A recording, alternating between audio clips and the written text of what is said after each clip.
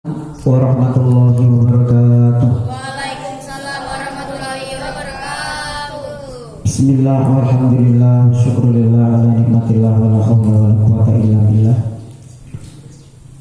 Mari sebelum ngajinya kita mulai, kita kirim doa Fatihah dan doa tawasul serta doa ta'alim ila hadratin nabiyil mustafa Muhammadin sallallahu alaihi wasallam wa ala alihi wa ashabihi wa dzurriyyatihi wa auladihi wa alil kiram wa ikhwanihi minal anbiya wal mursalin wa syuhada wa sholihin wa sahabati wa tabi'in wal ulama'il amilin wa jami'il malaikatil muqarrabin, khususan syekhina wa murabbi ruhina wa mursyidina hadratus syekh Hadir Muhammad Salahuddin Musyabil Jalil Mustaqim Mustaqim min lisan wa usulihim wa furu'ihim wa jami'an silsilatihim wa turqatihim.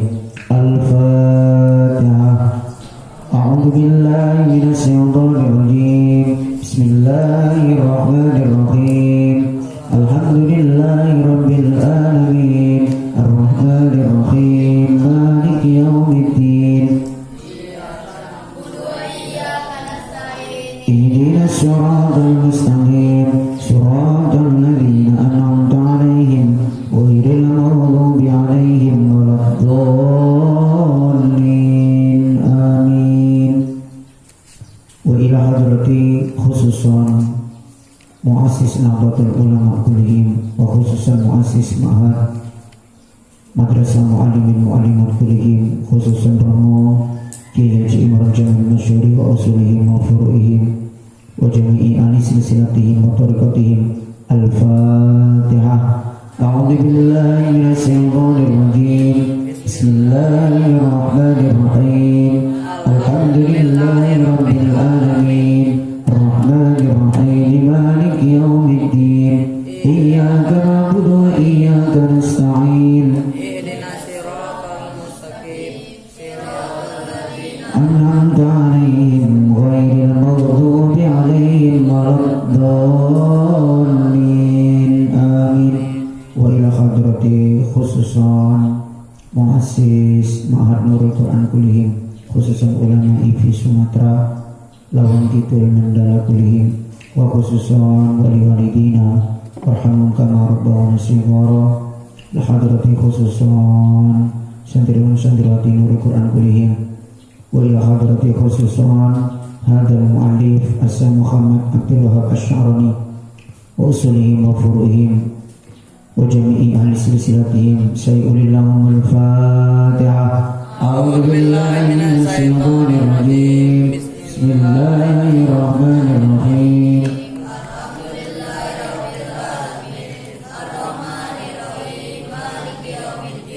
Iyyaka na'budu wa iyyaka nasta'in. Siratal ladzina an'amta 'alaihim ghairil maghdubi 'alaihim waladdallin. Amin. Bismillahirrahmanirrahim. Subhanakallahumma Rabbana la ilma lana illa ma 'allamtana innaka antal alimul hakim. Wa tub 'alaina innaka antat tawwabur rahim. Wa taqabbal minna innaka antas samiul alim. Wa 'allimna min ladunka ilman nafi'an ya dzal jalali wal ikram. Allahumma iftah lana hikmataka wansur 'alaina rahmataka ya dzal jalali wal ikram.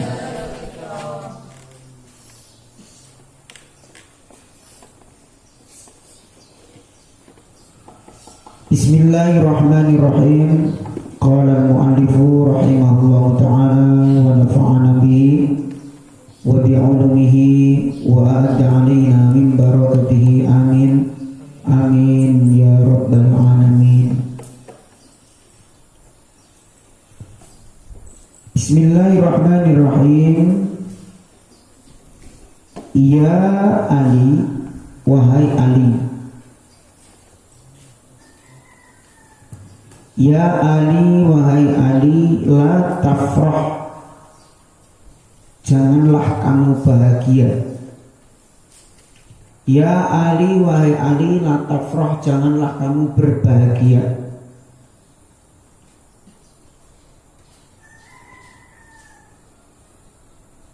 Kemarin, masih ingat pembahasan kemarin? Orang yang habis melakukan dosa kemudian istighfar diberikan apa sama Allah? Diberikan surga yang sesuai kehendakmu, kamu memilih masuk pintu dari arah mana. Itu kan ya? Itu, makanya banyak-banyak istighfar. La tafrah, janganlah berbahagia. Janganlah kamu berbahagia.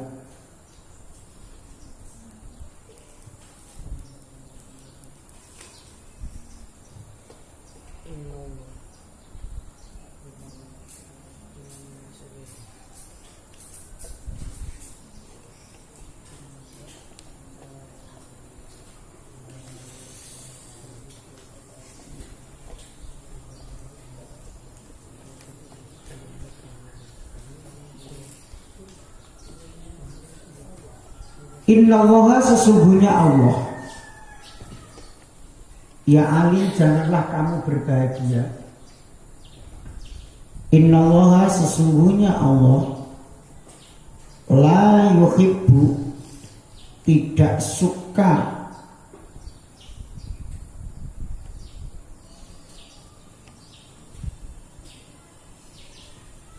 la yuhibbu, tidak suka sapa Allah al-farihina, kepada beberapa orang yang berbahagia. Saya ulang, ya Ali, wahai Ali, la tafrah, janganlah kamu berbahagia. Innallaha, sesungguhnya Allah, la yuhibbu, adalah tidak suka sapa Allah al-farihina, kepada beberapa orang yang berbahagia. Loh, kok gak boleh berbahagia? Ya Ali, janganlah kamu sedikit-sedikit senang, sedikit-sedikit bahagia. Sesungguhnya Allah itu tidak senang kalau melihat orang itu sedikit-sedikit senang, sedikit-sedikit lupa. Bisa jadi orang yang terlalu senang, orang yang terlalu bahagia itu lupa kepada nikmat Allah. Wa alaika, dan senantiasalah kamu bil husni, dengan kesusahan. Wa alaika, dan senantiasalah kamu bil husni, dengan kesusahan. Wa alaika, dan senantiasalah kamu bil huzni, dengan kesusahan. Fa innallaha, maka sesungguhnya Allah, fa innallaha, maka sesungguhnya Allah, yuhibbu, adalah cinta atau suka sapa Allah. Fa innallaha, maka sesungguhnya Allah, yuhibbu, adalah cinta atau suka sapa Allah, kulla hazinin, di setiap orang yang susah.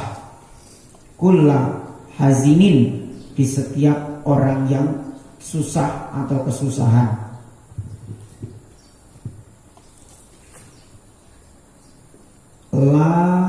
Kulla hazinin, fa innallaha, maka sesungguhnya Allah, yuhibbu, adalah cinta atau suka sapa Allah, kulla hazinin, di setiap orang yang kesusahan atau dalam keadaan susah. Apa maksudnya ini, hadis ini? Kamu jadi orang itu jangan sedikit-sedikit senang maksudnya berbahagia yang berlebihan, kesenangan yang berlebihan. Allah nggak senang orang seperti itu. Tapi Allah itu senang kepada siapa? Kepada orang yang selalu dalam keadaan susah. Kenapa? Orang yang senang itu cenderung dia lupa kepada Allah. Tapi orang yang susah itu cenderung selalu ingat kepada Allah. Itu tabiat manusia. Orang kok diberikan nikmat, diberikan kekayaan yang berlimpah, tidak pernah merasakan susah, hidupnya senang, pengen beli apa ada, mau jalan kemana-mana ada kendaraan, mau tidur nggak kedinginan, nggak kepanasan, nyaman, ber-AC, rumahnya mewah, megah, mewah dan indah, seneng lah hidupnya. Itu nanti cenderung dia tidak terlalu ingat kepada Allah. Betul apa betul?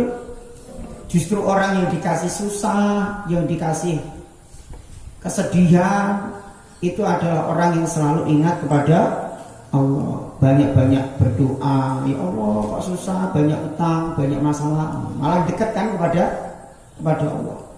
Makanya Kanjeng Nabi dawuh ke Sayyidina Ali, jangan jadi orang itu terlalu senang, jangan terlalu bahagia, tapi jadilah orang yang selalu susah. Maksudnya susah itu apa? Susah itu selalu gelisah dengan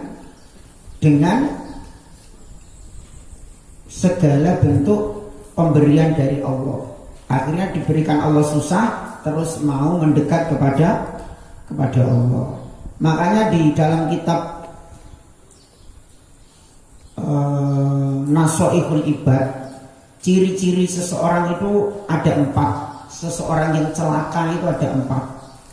Apa kata kitab Nasoihul Ibad itu? Ciri-ciri orang yang celaka itu ada 4. Yang pertama apa?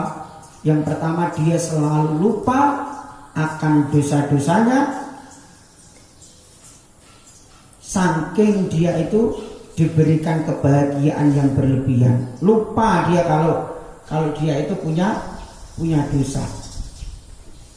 Diberikan Allah senang, bahagia, sampai lupa kalau dia itu setiap hari melakukan dosa, sehingga tidak mau atau jarang beristighfar kepada Allah.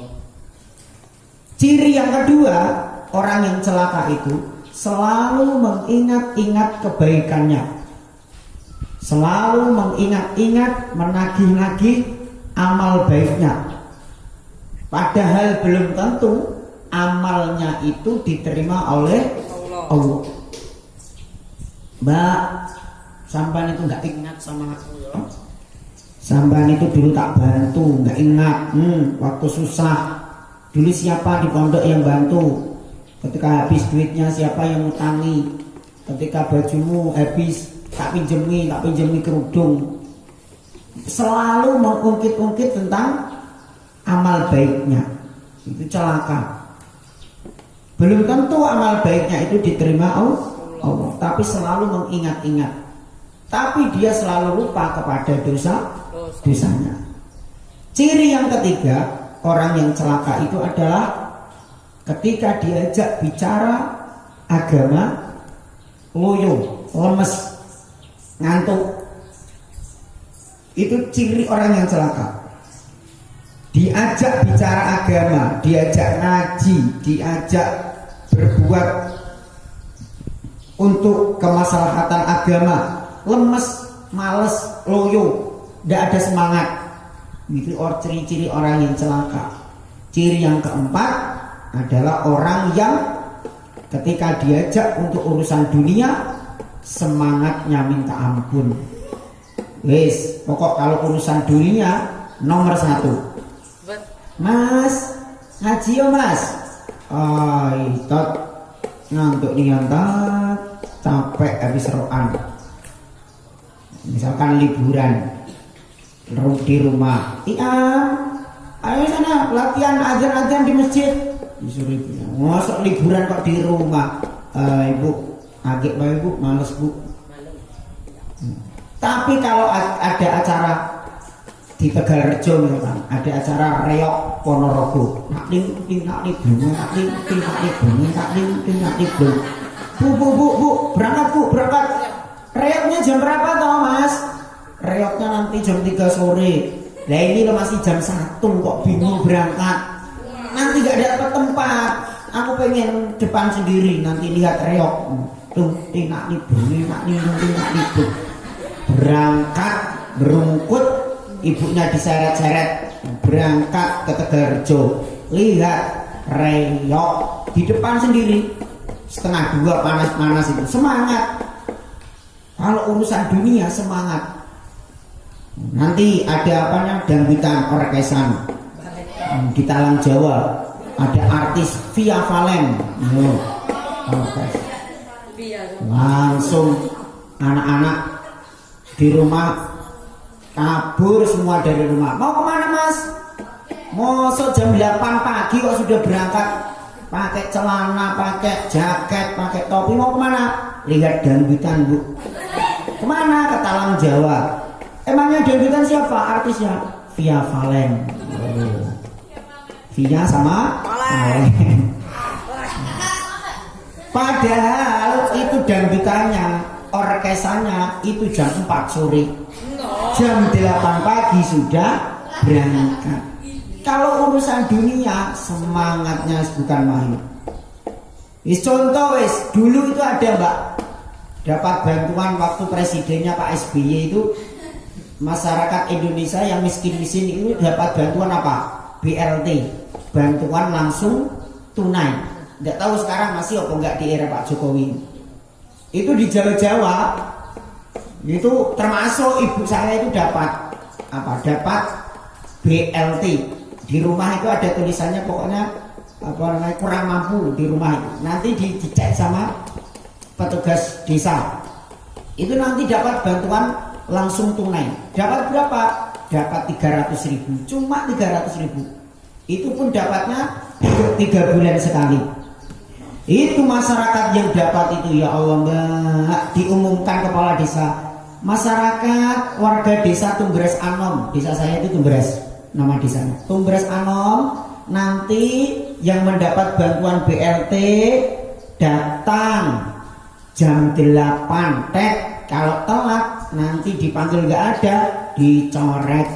Itu Mbak, ya Allah, ibu saya termasuk bapak, tetangga-tetangga yang miskin itu jam 6 pagi sudah mandi, sarapan, berangkat ke balai desa.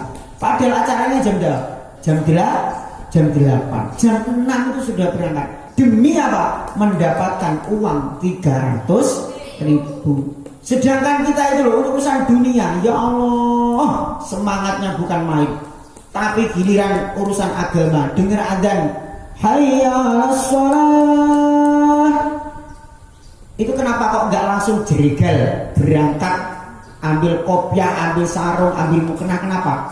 Kok semangatnya waktu di pondok, ketika di rumah kok nggak begitu? Itu kenapa? Hah? Kenapa? Dengar adzan males-malesan, nyantai-nyantai, agek dulu. Itu kita.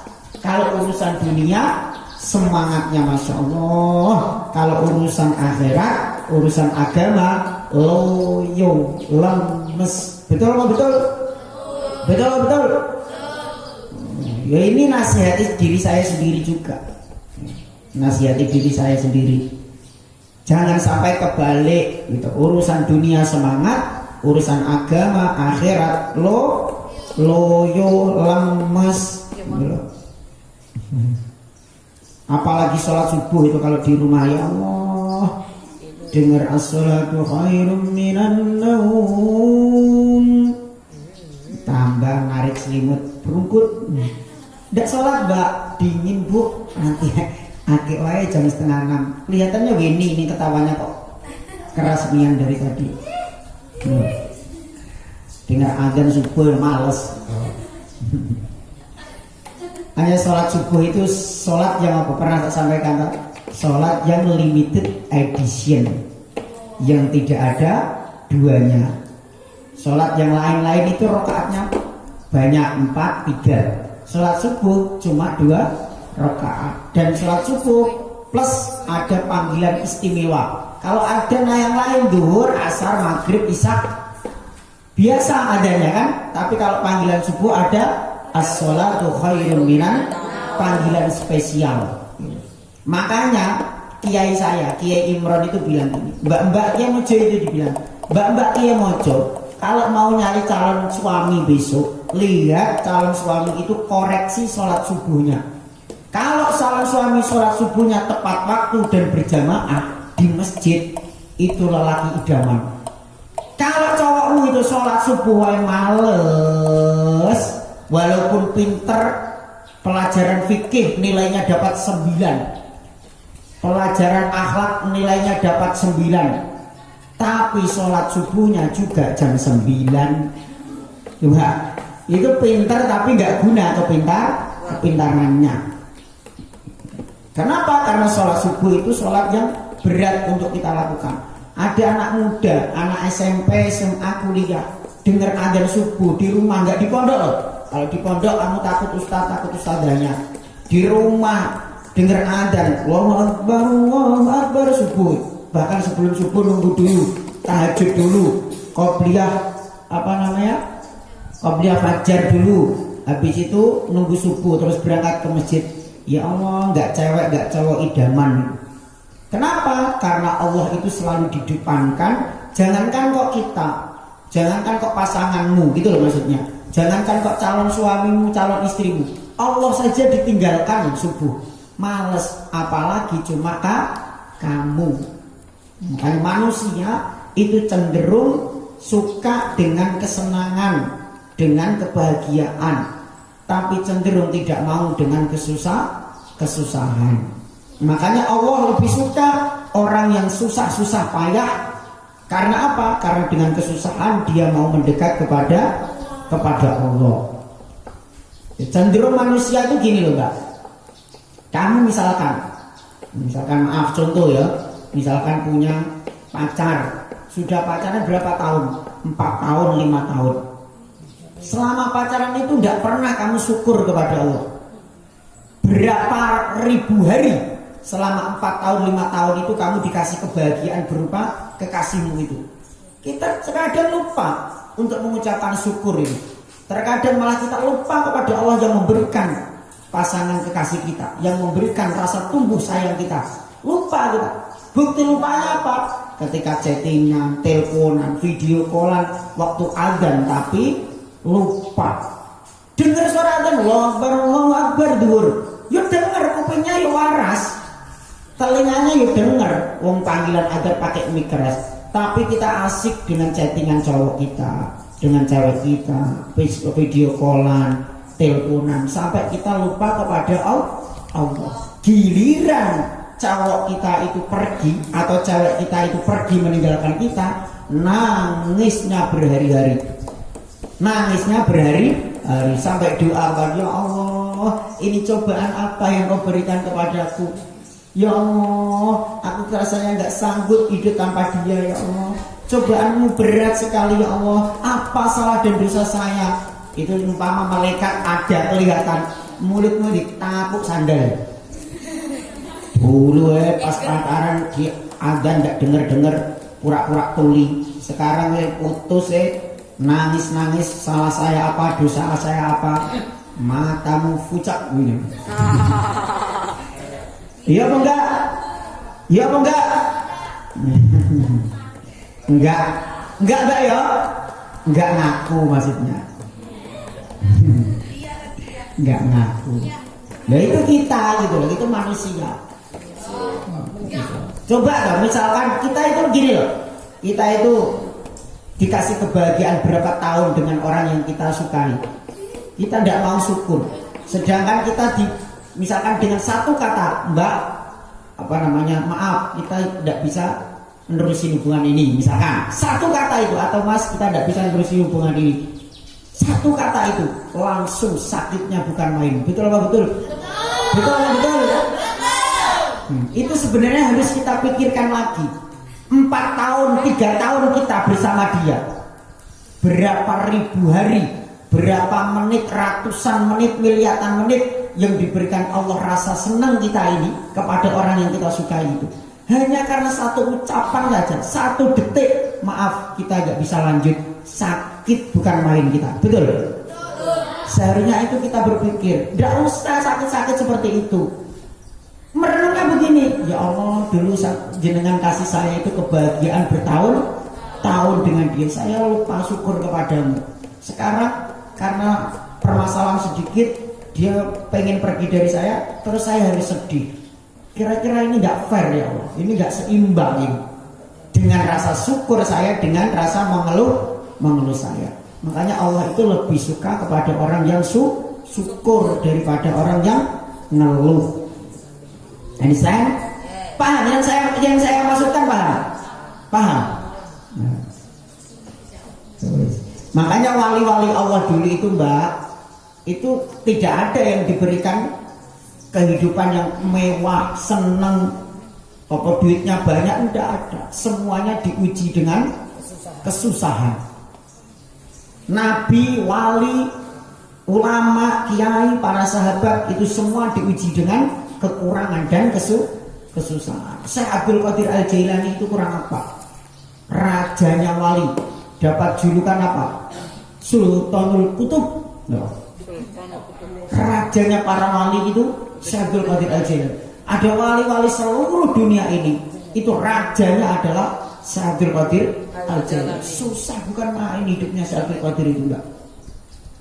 Sampai terkenal mempunyai thariqah Al-Qadiriyah. Syekh Abdul Qadir Al-Jailani itu mempunyai thariqah Al-Qadiriyah. Itu Syekh Abdul Qadir itu sampai enggak punya baju itu cuma dua itu cuma, padahal itu wali, ulama terkenal, baju dua, diminta orang miskin satu, dikasih sama Abdul Qadir Al-Jailani. Itu saking miskinnya Syekh Abdul Qadir Al-Jailani. Kamu di lemarimu ada berapa baju? Yang lanang-lanang ada berapa baju? Banyak. Kira-kira diminta temanmu satu boleh apa enggak? Mbak-mbak itu punya kerudung berapa di lemari? Banyak. Ada 10 ada? Kira-kira ada orang di sini minta sumbangan kerudung, kira-kira satu anak ngasih kerudung 5, mau ngasih? Kan? Makanya belum bisa kita itu sampai derajat kewalian itu sulit. Kenapa? Ya, karena masih cinta terhadap dunia. Syekh Abdul Qadir Al-Jailani itu sudah melepas keduniaannya. Makanya terkenal dengan zuhud. Zuhud itu apa? Tarkud dunia anil hawa, meninggalkan dunia dan hawa nafsu. Makanya saya pernah cerita, Syekh Abdul Qadir Al-Jailani itu karomahnya apa? Luar biasa. Bisa berkomunikasi dengan malaikat Jibril. Halo. Syekh Abdul Qadir Al-Jailani itu loh Mbak, dikasih cobaan kuat, kesusahan kuat, derajatnya diangkat oleh Allah. Sampai saking derajat tingginya itu bisa berkomunikasi, berdialog dengan malaikat Jibril. Pernah nggak ceritakan toh? Syekh Abdul Qadir Jailani punya apa? Pembantu. Punya pembantunya ini suaminya meninggal. Setelah meninggal Israel. Pembantunya ini meninggal suaminya. Minta ke Syekh Abdul Qadir, Syekh, katanya jenengan itu wali kekasih Allah. Coba dong tolong hidupkan suamiku lagi. Ya tidak bisa toh Bu, wong suami sudah mati, orang mati kok dihidupkan. Akhirnya orang itu nangis ke Syekh Abdul Qadir Al-Jailani. Akhirnya dengan sifat tidak teganya Syekh Abdul Qadir Al-Jailani, akhirnya terus bertemu dengan malaikat Israel, pencabut nyawa, berkomunikasi di sana. Israel, mana nyawa suami pembantu saya? Maksud kamu apa, Syekh Abdul Qadir? Ya, saya pengen minta nyawa dari suami pembantu saya. Tidak bisa. Suaminya pembantu kamu itu nyawanya sudah sampai saya aduk jadi ratusan miliar, seluruh nyawa di dunia itu jadi satu. Disuruh milih yang mana atau ya tahu saya. Itu sudah saya masukkan ranjang. Makanya di kitab Karomah Syekh Abdul Qadir Al-Jailani itu ada diterangkan nyawa itu ditali seperti jaring, nyawanya dimasukkan situ semua. You tidak tahu saya, kata Israel. Syekh Abdul Qadir Jailani ngeyel, kalau kamu tidak mau ngasih nyawa satu, tak tarik lepas, nanti resiko tanggung sendiri. Israel ditantang. Kira-kira ada santri Nurul Quran yang berani nantang Israel? Ada yang berani? Misalkan mau datang, seret, mau nyabut nyawamu, Weni mau dicabut, Israel bermakna pergi. Kira-kira berani nggak getak membentak Israel? Kalau ada yang berani, insya Allah santri Nurul Quran awet gak mati-mati. Jadi Syekh Abdul Qadir berani membentak Israel. Akhirnya Israel malaikat, oh, kamu itu manusia berani-berani bentak saya. Silakan kalau kamu berani nyabut itu, nanti bakal dimarahi sama Allah. Nah, akhirnya Syekh Abdul Qadir Al-Jailani tidak banyak omong. Berarti kamu tidak mau Israel ngasih satu nyawa suami pembantuku saya? Tidak. Pokoknya tidak, oh, sudah mati kok. Akhirnya Syekh Abdul Qadir itu menarik tali jaring yang isinya ratusan miliar nyawa itu, ditarik, lepas dulu langsung lepas ini soalnya, langsung lepas itu miliatan nyawa itu kembali ke nyawanya masing-masing. Coba seluruh dunia itu orang yang sudah mati itu dilepas oleh Syekh Abdul Qadir Al-Jailani, nyawanya masuk ke raga masing-masing. Akhirnya suami pembantunya itu hidup lagi. Loh, itu nyata kisah itu. Akhirnya malaikat Israel pusing 7 keliling, Mbak. Waduh, kacau iki Abdul Qadir ini. Laporan ke Allah, ya Allah, ini ada umatmu, hambamu yang nakalnya bukan main. Siapa namanya? Syekh Abdul Qadir Al-Jailani. Apa kenakalannya? Dia berani naik ke langit, ngobrol dengan saya, debat. Akhirnya minta nyawa pembantunya itu untuk dilepaskan. Dan saya kasih nyawanya campur aduk. Aku ya tahu saya ya Allah. Toh yuk, nyawanya sudah mati kan gilirannya. Kok mau dihidupkan? Ya tidak, saya kasih. Terus kata Allah. Terus bagaimana? Terus ngeyel Syekh Abdul Qadir untuk menarik jaring itu. Akhirnya orang itu nyawa-nyawa yang ada di jaring itu lepas semua. Sekarang nyawanya balik lagi, ya Allah. Pusing lah, aku kerja lagi ini, kerja lembur ini. Nah, kemarin sudah capek ini, waktunya nyantai rokokan sambil ngopi. Ternyata harus kerja lagi. Apa jawabnya Allah?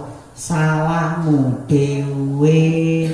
Itu Syekh Abdul Qadir Al-Jailani itu adalah kekasihku, waliku. Apapun yang dia lakukan selalu tak ridhoi dan selalu kamu minta satu nyawa tidak kamu kasih, akhirnya nyawanya lepas. Salahmu dewe. Saya tidak nyalakan Syekh Abdul Qadir, nyalakan kamu itu. Sekarang cari lagi nyawa-nyawa yang lepas itu, kerja lagi kamu.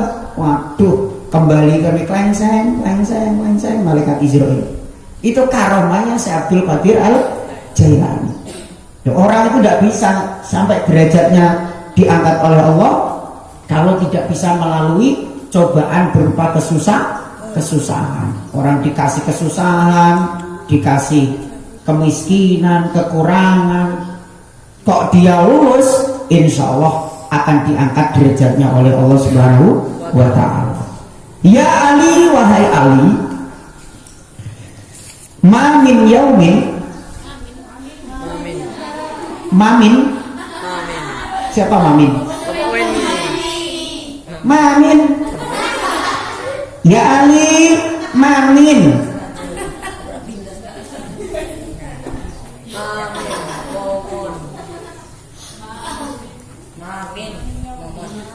Ya Ali, wahai Ali. Guys, paham ya tadi ya? Jadi Allah itu tidak suka kepada orang yang selalu bahagia, yang berlebihan, sehingga berlebihan itu melupakan Allah. Tapi jadilah Allah itu lebih suka orang yang dalam kesusahan. Dengan kesusahan itu orang selalu ingat kepada Allah. Itu memang terjadi nian itu, Mbak. Orang kok dikasih bahagia itu kebanyakan lupa. Orang dikasih susah itu kebanyakan ingat. Contohnya siapa? Contohnya saya sendiri. Saya akui, Mbak. Saya akui semenjak saya kesini ke Sumatera ini, hidup saya itu ya lumayan enak lah. Yes, nggak lumayan, ya enak dibanding di Jawa dulu. Saya itu sekarang jarang bisa doa nangis, itu jarang. Bisa sholat tahajud jarang. Sholat duha pun kalau ada santri-santri. Ibadah saya, wiridan saya tidak serajin di Kiai Mojo dulu. Saya akui. Mungkin ya karena merasa terlalu kecukupan di sini. Selalu ada duit. Itu saya akui. Dulu di Kiai Mojo, wah susahnya bukan main ya. Pernah tak ceritakan susahnya bukan main. Mau berangkat sekolah itu yo tidak punya saku, tidak punya bensin buat beli bensin, nggak punya duit untuk beli bensin.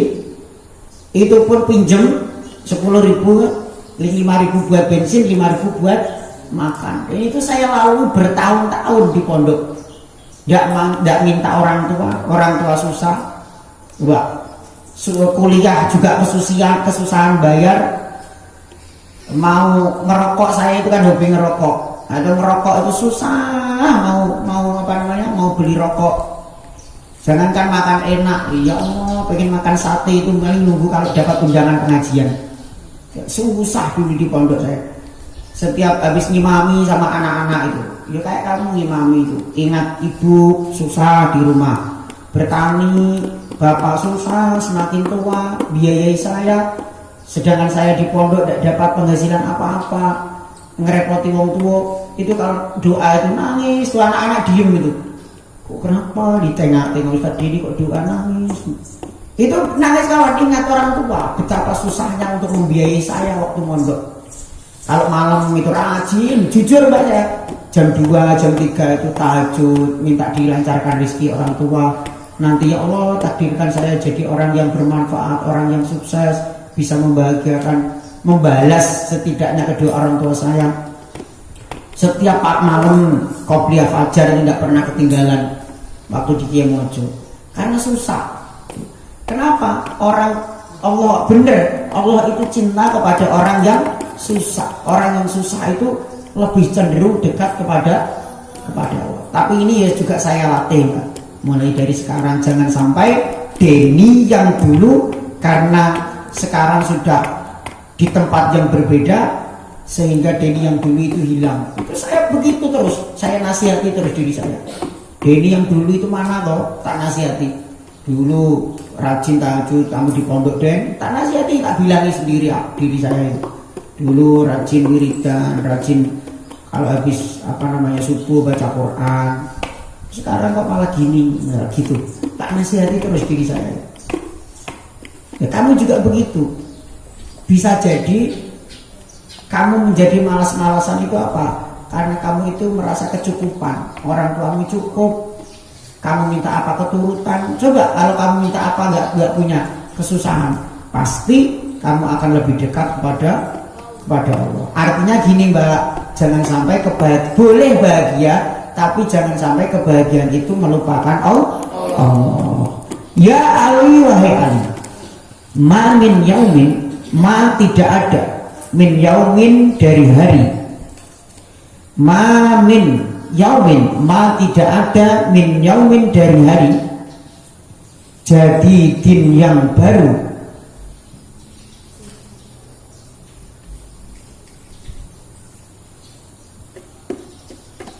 waya kecuali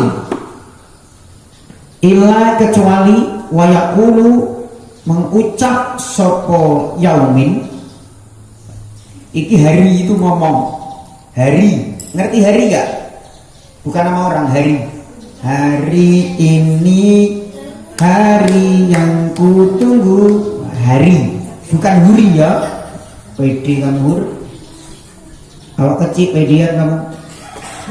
Ma tidak ada min yaumin dari hari, jadi din yang baru, illa kecuali wayakulu berucap opo yaumin, berucap hari itu berucap, ya abna Adam, ya abna Adam, wahai anak Adam,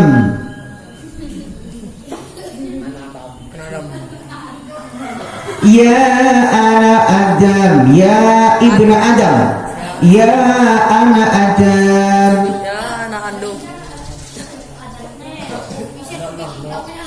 Hah? Ya anak kandung. Ya anak Adam, maksudnya anak manusia. Oh manusia kan kamu. Anak utawi ingsun. Bisa maknani jawab?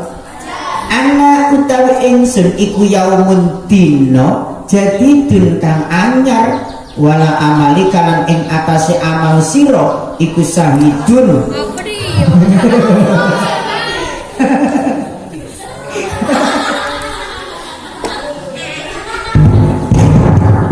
Katanya pengen latihan bahasa Jawa. Kenapa? Anak utawi ingsun. Ingsun ya apa? Saya. Anak adapun saya. Iku yaumun dino. Dino itu apa mbak? Iki dino minggu berarti? Iki dino Senin. Iki dino malam Jumat.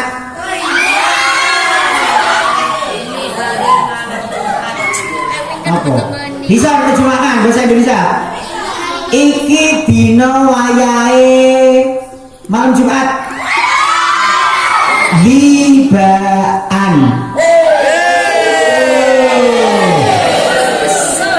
Memang wanita, aku selalu benci dengan pikiranmu. Berarti dino itu apa? Hah?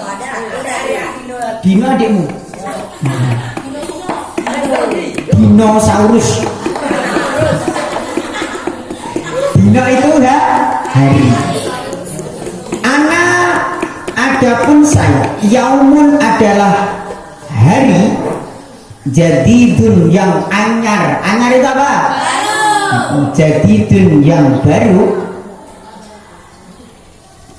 Wa ala amalika dan wa ala amalika dan terhadap amal kamu. Wa ala amalika dan terhadap amal kamu iku syahidun kang nyekseni. Iku syahidun kang nyekseni.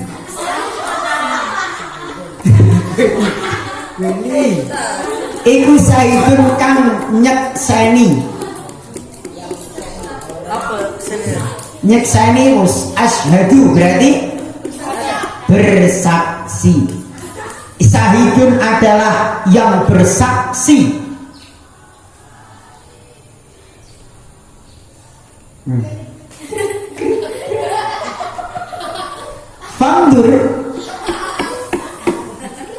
Fandur mongko ningali lho sapa sira. Wes manani jawab wae piye sapa jawab. Fandur mongko ningali lho sapa sira. Besok aku ngajak Aldo itu penerjemah bahasa Jawa.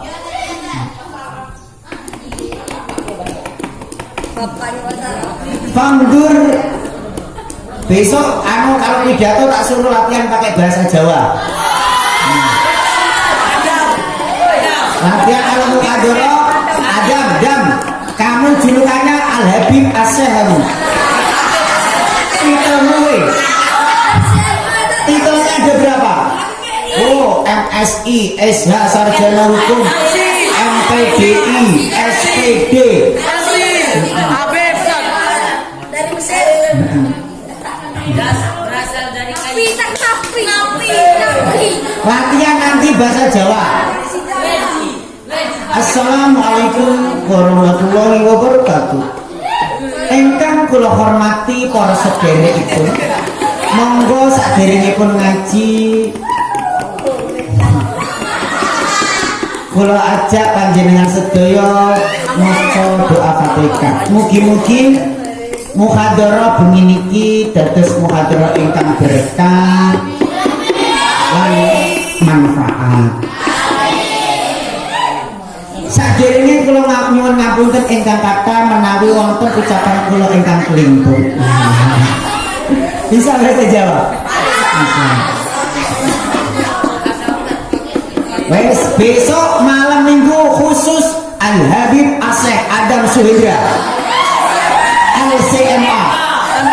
Napi, Kak, napi. Tadi lupa titelnya satu udah saya sampaikan, udah tak tulis. Sebenarnya IR, ada IR Al Habib Syekh Adam Suhendra. Ngerti kepanjangan IR? Apa? Salah we. IR iku IR Adam Suhendra Ireng Roto.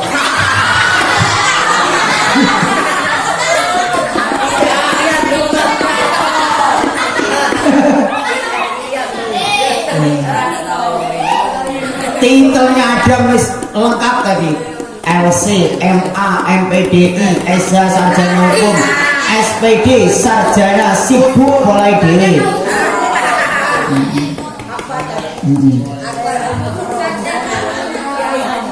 Titel rentep. Besok mbak tak tulis. Misalkan apa namanya, Ibu Nyai Weni, siapa namanya?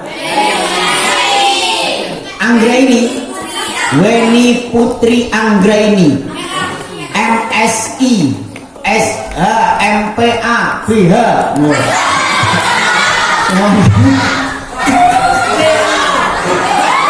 Titel lengkap pokoknya tak tulis pokoknya.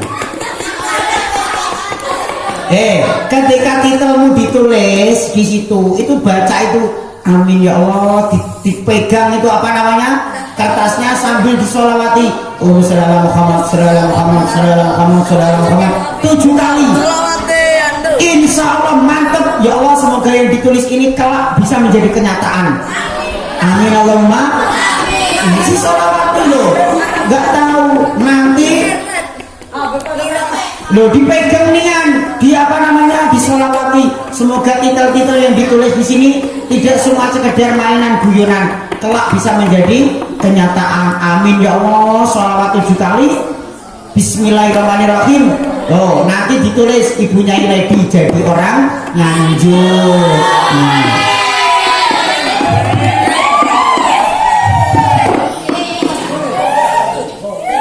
Ya Ali mamin yaumin jadidin, wis gimana besok?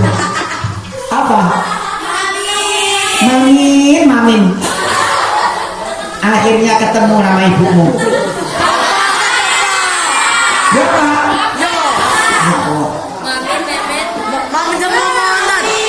Kepada yang terhormat perwakilan wali santri terbaik dengan nilai 798. Kepada Bapak Saudara Asy Muhammad Al Habib Mamin.